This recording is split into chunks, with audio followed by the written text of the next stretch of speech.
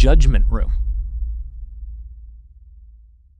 Court is calling 2022 CR 3265, State of Texas versus Shirona Williams.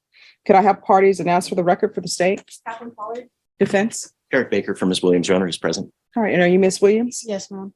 All right. You entered a plea on December 5th of no contest and applied for deferred adjudication to the offense of deadly conduct. Are both parties ready to proceed with sentencing? Yes, Your Anything you wish to say on behalf of your client? Honor. No, Your Honor, other than my client has a completely clean record, always has, very responsible human being. I think this was the right result. Right. Anything you wish to say? Ms. Williams? No, Judge. All right. Can you raise your right hand for me, please? Do you solemnly swear or affirm the testimony you give will be the truth and nothing but the truth, so help you God? Yes, Judge. All right. Do you have any children? Yes, Judge. What are their ages? 9, 7, 6, 4, 3, and 1. All right. So usually I just do this for males, but I don't want to discriminate. So what are their dates of birth?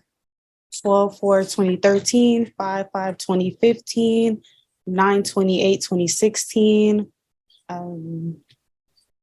7/28/2019, and 11/14/2018. And the last one's 10/22/2021. All right. So okay, she knows. I would have failed that. They say, well, they say they're once running you're 24/7. giving birth, it's hard to forget the dates. So are you employed? Yes, I am. What do you do? I work for Alamo Colleges. I was working in childcare at the time of the incident, but I can't continue working there or continue school with the charge. Okay. So She can now, Judge. She will be able to after. oh, she'll be able to go back after this. Yes. All right. So who helps you with your children? I do everything. My mom helps me. My dad helps me. I have a sister as well. Helps. So are you And planning, grandma. so are you planning on having more children? Yeah. Just this last one. That's it. Oh, so you have another one that's on the way. Yes, ma'am. And when are you expecting that child? April 29th. Okay. And is your mom here? Yes. Does your mom want more grandbabies? No. Okay. So is it, I can't imagine what that house is going to be like on Christmas morning. Full of joy. Yes. I mean, always. But I mean, somebody has to clean up the wrapping paper. They do it. Yeah. They have no problem. Well, I will tell you the good thing about having a 1-year-old, 3-year-old, and 4-year-old. I think they're still at the ages where they enjoy the wrapping paper more than the actual gift. Yes. So you could probably just wrap some empty boxes for them. Or I should say, let Santa do it. You know, let children believe, you know, have their childhood dreams and memories. All right. Let me see. Just one moment.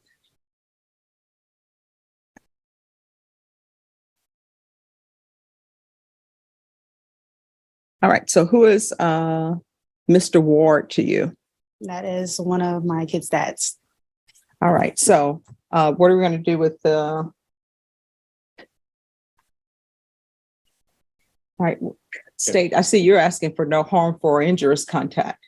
Yeah, Judge, we actually about 6 months ago came before you on that issue, and granted her no harmful or injurious as opposed to no contact. And so we just asked that to continue. It's been working so far. Okay. And just because they have to exchange. All right.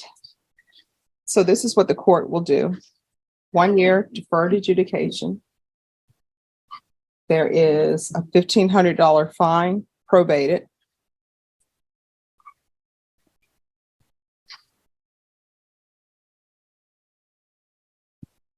$100 hours of community service restitution.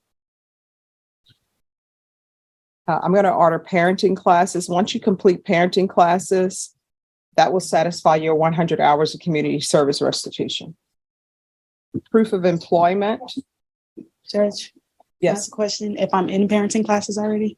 Yes, just give them the information that you've successfully completed that. Okay. Proof of employment within 30 days. There's to be no employment as a home health care provider with minors. the aggression and hostility course, gun safety course. With the gun safety course, is she going to be allowed to have, she's not going to be allowed to have weapons while she's on probation. So I don't know how she completes the gun safety course without a gun. I've completed one before. I don't know if that'll apply. Well, I mean, if you completed one before this incident, it didn't stick. Judge, Still I don't believe self-defense. you need a gun for the course. I don't think they use guns in the course. Okay. All right, gun safety course. Okay, she's saying it's self-defense. Do y'all want a jury trial? No, Your Honor, it's there was maybe an arguable self-defense claim. It's complex. All right, because if anybody wants a jury trial, we can have one next week. But we actually discussed that. Okay. It was a very difficult decision, but I think this is the right call. All right, gun safety course, regular reporting by Zoom or in person. Regular UAs.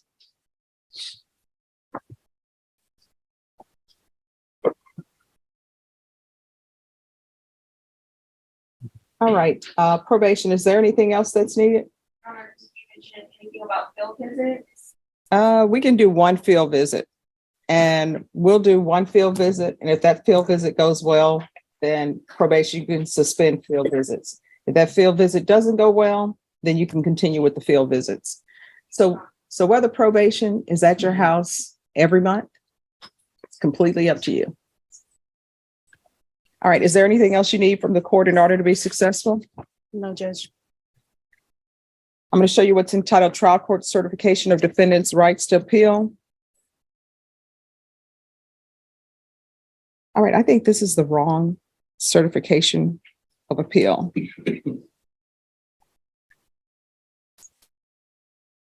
Could you grab another certification? Thank you.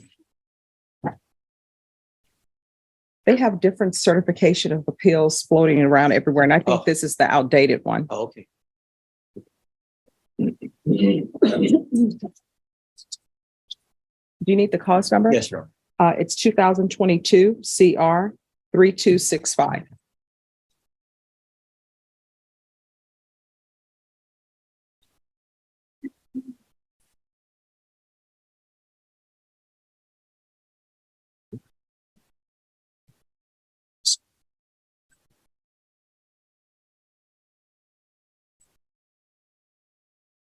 The judge can approach. Yes. All right. Did you review the document entitled Trial Court Certification of Defendants' Rights to Appeal with your attorney? Did you understand it and did you sign it? Yes, Judge. All right. Because this is a plea bargain agreement, because I followed your plea bargain agreement and because you waive your right to appeal, you do not have the court's permission to appeal. Do you understand? Yes, Judge. All right. We can go off the record. Here's the thing, Ms. Williams. You have 1, 2, 3, 4, 5, 6, 7 children.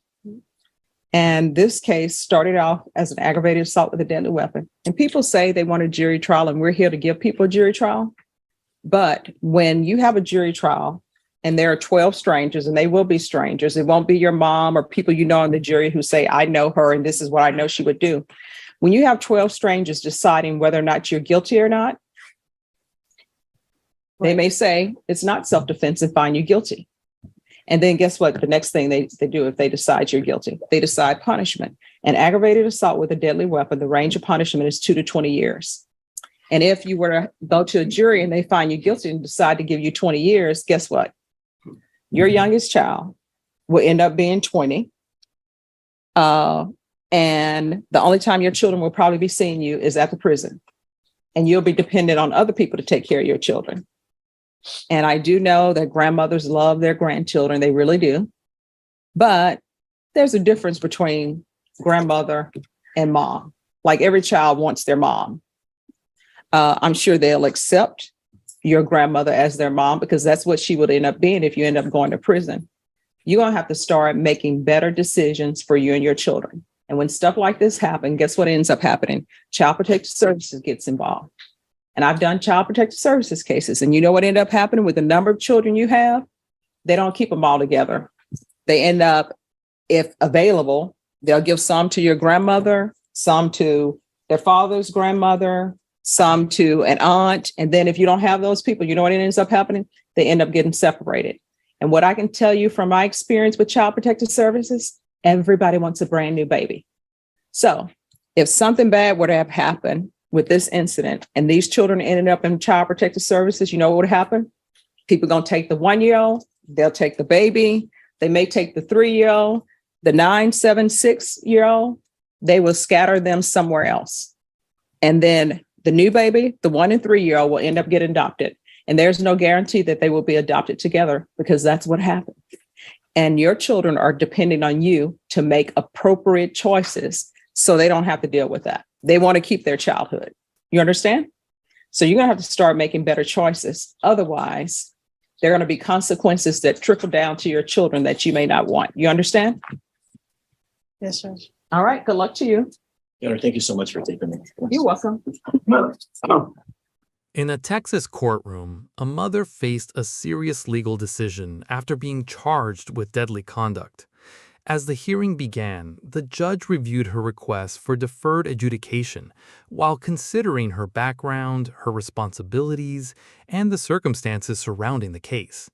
What followed was a discussion about accountability, second chances, and how one person's choices can impact an entire family. During sentencing, the court learned more about the defendant's life outside the charge, including her role as a mother of 7 children and her support system at home. The defense emphasized her clean record and responsibility, while the court considered whether rehabilitation and supervision could provide a path forward instead of incarceration. As the hearing concluded, the judge approved a 1-year deferred adjudication agreement with strict conditions designed to help prevent future problems. The decision gave the defendant an opportunity to avoid immediate prison, but the court made clear that this opportunity came with responsibility. The most memorable part of the hearing came during the judge's final remarks.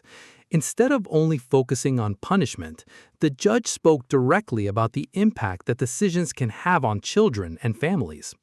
The court explained that while people may make mistakes, repeated poor choices can create consequences that extend beyond the individual. The judge highlighted that children depend on stability, guidance, and positive examples from the adults around them. The message was not only about the current case, but about the future and the responsibility that comes with being a parent.